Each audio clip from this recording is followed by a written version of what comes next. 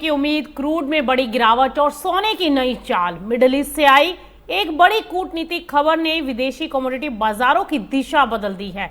America और Iran के बीच जारी तनाव को कम करने की कोशिशों में प्रगति के संकेत मिले हैं। कतर का कहना है कि दोनों पक्षों के बीच मतभेद कम करने और होर्मुज से जहाजों की आवाजाही बहाल करने के लिए मध्यस्थ लगातार काम कर रहे हैं। इन खबरों का सबसे बड़ा असर कच्चे तेल पर देखने को मिला। ब्रेंट क्रूड में दो कारोबारी सत्रों में के दौरान तेज गिरावट आई और कीमतें $80 प्रति बैरल के नीचे पहुंच गईं। बुधवार को भी तेल बाजार में दबाव देखने को मिल रहा है। ब्रेंट करीब $78 प्रति बैरल के आसपास और अमेरिकी WTI करीब $75 के आसपास कारोबार करता दिखाई दिया है। लेकिन दूसरी तरफ सोने ने तेजी दिखा दी है। कमजोर डॉलर, तेल कीमतों में गिरावट और अमेरिकी ब्याज दरों को लेकर बदलती उम्मीदों के बीच सोना फिर से मजबूत हो गया है। स्पॉट गोल्ड $4100 प्रति औंस के ऊपर लगातार कारोबार कर रहा था और आज जैसे ही बाजारों में कारोबार शुरू हुआ, गोल्ड $4200 के पार होता भी दिखाई दिया है। इस समय में अगर हम देखें तो $4204 के आसपास सोना कारोबार करता दिखाई दिया है। तो ऐसे में क्या अमेरिका और ईरान के बीच समझौता करीब है? क्या होर्मुज फिर खुलने वाला है? और तेल में इतनी बड़ी गिरावट क्यों आई? और तनाव कम होने की उम्मीद के बावजूद सोना क्यों मजबूत बना हुआ है? आइए समझते हैं इस बाजार की पूरी तस्वीर को। दरअसल इस समय अमेरिका और ईरान के बीच जारी तनाव को कम करने में कतर अहम भूमिका निभा रहा है। आपको बता दें कि कतर के मुताबिक मध्यस्थों की कोशिशों में प्रगति हुई है और दोनों पक्षों के बीच मतभेद कम करने के लिए एक अंतरिम प्रस्ताव पर काम किया जा रहा है और इस प्रस्ताव का मुख्य उद्देश्य होर्मुज से सुरक्षित समुद्री आवाजाही बहाल करना और संघर्ष को आगे बढ़ने से रोकना है।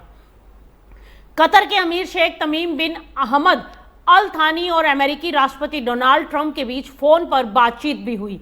दोनों नेताओं ने अमेरिका और ईरान के बीच मतभेद कम करने और लंबे समय के समाधान की संभावनाओं पर चर्चा की। कतर ने बातचीत और कूटनीतिक समाधान को प्राथमिकता देने की बात कही है। हालांकि स्थिति अभी पूरी तरह से साफ नहीं हुई है। अमेरिकी राष्ट्रपति डोनाल्ड ट्रंप ने तो दावा किया है कि ईरान के साथ बातचीत शुरू हो चुकी है और तेहरान के पास समझौते का आखिरी मौका भी है। लेकिन ईरान ने अमेरिका के साथ औपचारिक बातचीत शुरू होने से साफ इनकार किया है। यानी कि एक तरफ अमेरिका और कतर बातचीत में प्रगति की बात कर रहे हैं, वहीं दूसरी तरफ ईरान प्रत्यक्ष वार्ता के दावे को स्वीकार ही नहीं कर रहा। यही वजह है कि बाजार में उम्मीदें तो हैं, लेकिन अनसर्टेनिटी अभी खत्म नहीं हुई। होर्मुज विदेशी ऊर्जा बाजार के लिए बेहद महत्वपूर्ण है। सामान्य परिस्थितियों में दुनिया के करीब 20% तेल और नेचुरल गैस यानी कि LNG की सप्लाई इसी रास्ते से आती है। खाड़ी क्षेत्र से निकलने वाला तेल और गैस इसी समुद्री मार्ग के जरिए दुनिया के कई देशों में जाता है। ऐसे में इस रास्ते पर किसी भी तरह की रुकावट का सीधा असर विदेशी एनर्जी मार्केट की सप्लाई और तेल कीमतों पर पड़ता है। ऐसे में युद्ध और बढ़ते तनाव के दौरान होर्मुज से जहाजों की आवाजाही बुरी तरह से प्रभावित हो चुकी है और सप्लाई को लेकर चिंताएं बढ़ रही हैं और मार्च में तेल कीमतों में करीब 50% तक की तेजी देखी गई। लेकिन अब अगर कोई अंतरिम समझौता होता है और होर्मुज से जहाजों की आवाजाही फिर सामान्य होती है तो बाजार को यह संकेत मिलेगा कि ऊर्जा सप्लाई का बड़ा रिस्क अब कम हो गया है और इसी उम्मीद ने तेल की कीमतों पर दबाव बढ़ा दिया है। आपको बता दें कि WTI $75 के नीचे फिसल चुका है और ब्रेंट जो है $79 के नीचे कारोबार करता दिखाई दे रहा है। कतर की ओर से बातचीत के प्रगति के संकेत मिलने के बाद तेल बाजार में तेज बिकवाली देखने को मिली है। मंगलवार को ब्रेंट क्रूड में 5% से ज्यादा की गिरावट आई। सोमवार की तेज गिरावट के बाद लगातार दूसरे दिन तेल बाजार में दबाव रहा और आज भी बाजार जो है वो गिरावट के साथ खुलते दिखाई दिए हैं। यानी कि बुधवार को भी तेल में कमजोरी है। ब्रेंट क्रूड करीब $78 प्रति बैरल के आसपास और WTI $75 के नीचे फिसल चुका है। सप्ताह के दौरान ब्रेंट में 12% से ज्यादा की गिरावट और WTI में 11% से ज्यादा की गिरावट आंकी गई है। तेल बाजार की ये गिरावट बताती है कि निवेशक अब संभावित समझौते और होर्मुज के शिपिंग बहाल होने की संभावनाओं को कीमतों में शामिल कर रहे हैं और अगर समुद्री रास्ता खुलता है और तेल की सप्लाई सामान्य होने लगती है तो बाजार में सप्लाई संकट की आशंकाएं कम हो सकती हैं। लेकिन बाजार अभी पूरी तरह से निश्चित नहीं है इस बात को लेकर। कूटनीतिक कोशिशों में प्रगति की खबरों में के बावजूद होर्मुज क्षेत्र में सुरक्षा का रिस्क अभी बना हुआ है। एक व्यावसायिक जहाज पर हमले की खबर ने यह साफ कर दिया कि समुद्री रास्तों की स्थिति अभी पूरी तरह से सुरक्षित नहीं है। जहाजों की आवाजाही काफी सीमित है और क्षेत्र में सैन्य तनाव भी है। इसीलिए तेल बाजार के सामने दो अलग अलग तस्वीरें हैं। पहली तस्वीर समझौते की उम्मीद और होर्मुज के खुलने की संभावना, और दूसरी तस्वीर जारी तनाव, समुद्री सुरक्षा का खतरा और बातचीत के असफल होने का रिस्क। अगर बातचीत सफल होती है तो तेल की कीमतों पर और दबाव आएगा, लेकिन अगर समझौता अटकता है या होर्मुज के आसपास तनाव फिर बढ़ता है तो कच्चे तेल में तेज उछाल भी आ सकता है। यानी तेल बाजार फिलहाल कूटनीति और भू राजनीतिक रिस्क के बीच फंसा हुआ है। तेल बाजार पर दबाव बढ़ने की एक और वजह भी है, और वो है अमेरिका के कच्चे तेल भंडार। यानी कि अमेरिकन पेट्रोलियम इंस्टीट्यूट एपीआई के शुरुआती आंकड़ों के अनुसार 31 जुलाई को खत्म हफ्ते में अमेरिकी कच्चे तेल के भंडार में करीब 26,90,000 बैरल की बढ़ोतरी हो गई है। बाजार को करीब 20 लाख बैरल की उम्मीद थी, लेकिन भंडार घटने के बजाय बढ़ने से बाजार को उम्मीद थी कि कम होगा भंडार, लेकिन भंडार घटने के बजाय बढ़ने से ये संकेत मिला है कि अमेरिकी बाजार में तेल की उपलब्धता अनुमान से ज्यादा है। इससे भी तेल की कीमतों पर अतिरिक्त दबाव बढ़ा है। अब निवेशकों की नजर अमेरिकी ऊर्जा सूचना प्रशासन EIA के आधिकारिक आंकड़ों पर होगी। अगर EIA के आंकड़े भी तेल भंडार में बढ़ोतरी की पुष्टि करते हैं तो कच्चे तेल की कीमतों पर दबाव आगे भी बना रह सकता है, लेकिन अगर आधिकारिक आंकड़े उम्मीद से अलग आए तो बाजार में तेज उतार चढ़ाव देखने को मिल सकता है।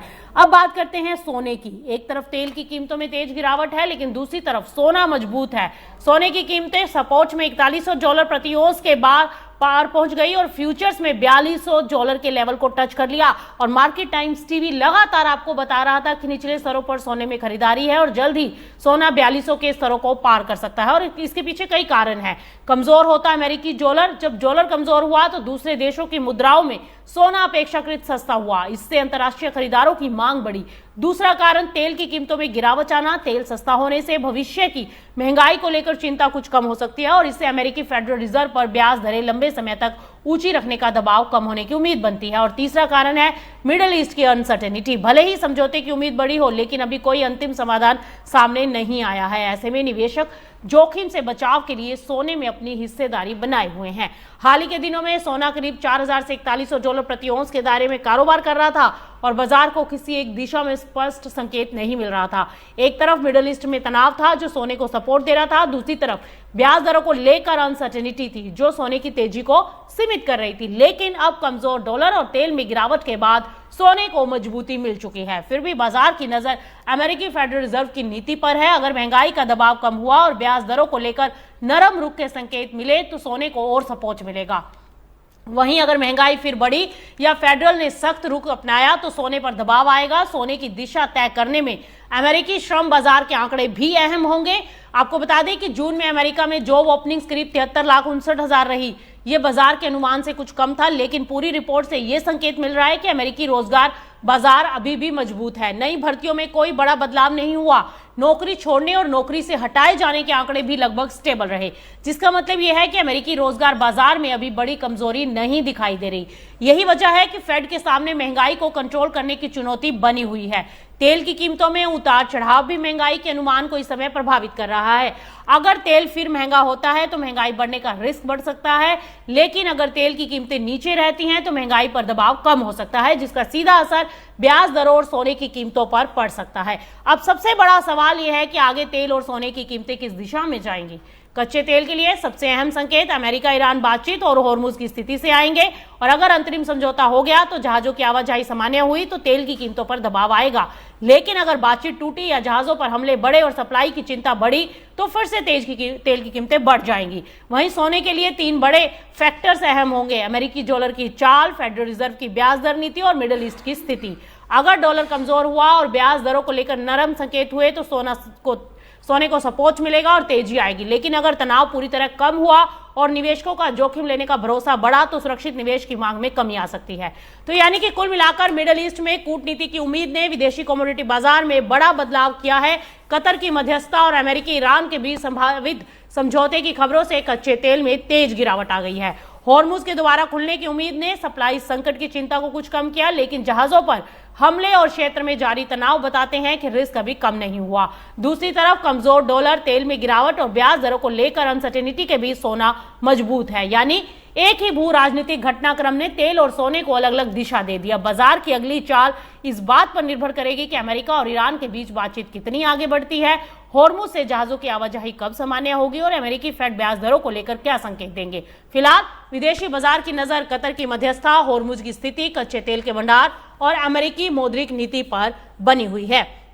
चलते चलते आपको बता दें कि कच्चा तेल अभी जो है $75 के नीचे WTI और ब्रेंट $78.78 पर कारोबार करता दिखाई दे रहा है और सोना $4218 फ्यूचर में और स्पॉट में अगर बात करें तो $4158 पर काम कर रहा है और चांदी $61 के पार पहुंच चुकी है।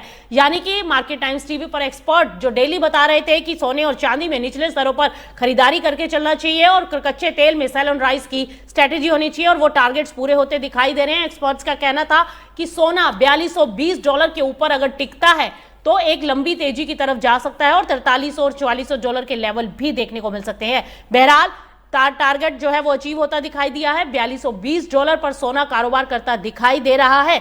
ऐसे में अगर इसके ऊपर आज सस्टेनेबिलिटी आती है और हफ्ते के कल आखिरी कारोबारी दिन बाजारों में तेजी रहती है तो अगले हफ्ते में आप सोने और चांदी में एक नया तेजी देख सकते हैं। तो फिलहाल सोने और चांदी में अपसाइड मोमेंटम जारी है और कच्चे तेल में गिरावट बढ़ती दिखाई दे रही है।